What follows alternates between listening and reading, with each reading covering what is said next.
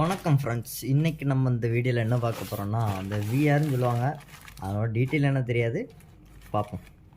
இந்த மொபைல்லாம் அந்த கண்ணு இந்த ஹெல்மெட் மாதிரி இருக்கும், கண்ணுக்கிட்ட வச்சுட்டு இந்த படம் பார்ப்பாங்க தெரியுமா, அந்த மாதிரி உள்ளது எப்படி இருக்குன்னு பார்ப்போமே.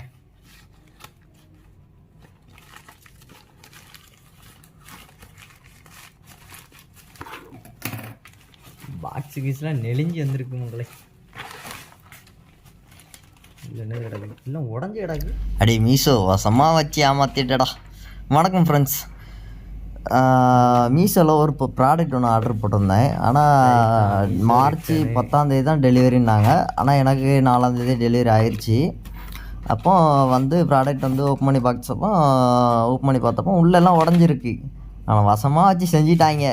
நானும் டெலிவரி பாய்கிட்ட கேட்டேன், வாங்கும்போது வெயிட்லெஸ் தான் இருந்துச்சு, வெயிட் இல்லாமல் அப்படி இருந்துச்சு.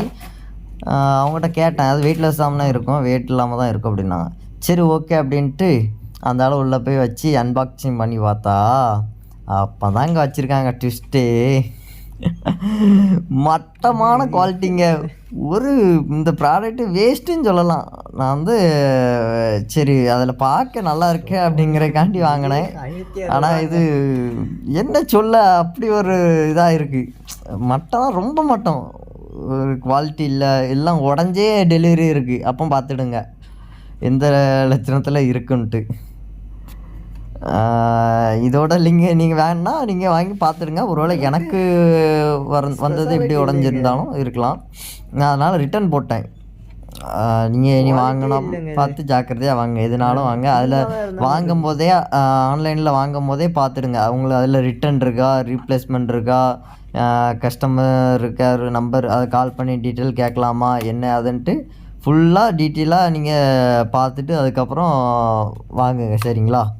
எதுனாலும் ஃபுல் அண்ட் ஃபுல் 100% முடிவு எடுத்து வாங்குங்க. இல்லாட்டி அந்த என்ன ப்ராடக்ட் வாங்க போகிறீங்களோ அந்த ப்ராடக்ட் யூடியூப்பில் போய் எதுலையா போய் உங்கள் ஃப்ரெண்டுக்கிட்டே எதுலையா போய் யார்ட்டையா போய் பார்த்துட்டு அது ரிவ்யூ எப்படி இருக்குன்னு பார்த்துட்டு நீங்கள் வாங்குங்க, சரிங்களா?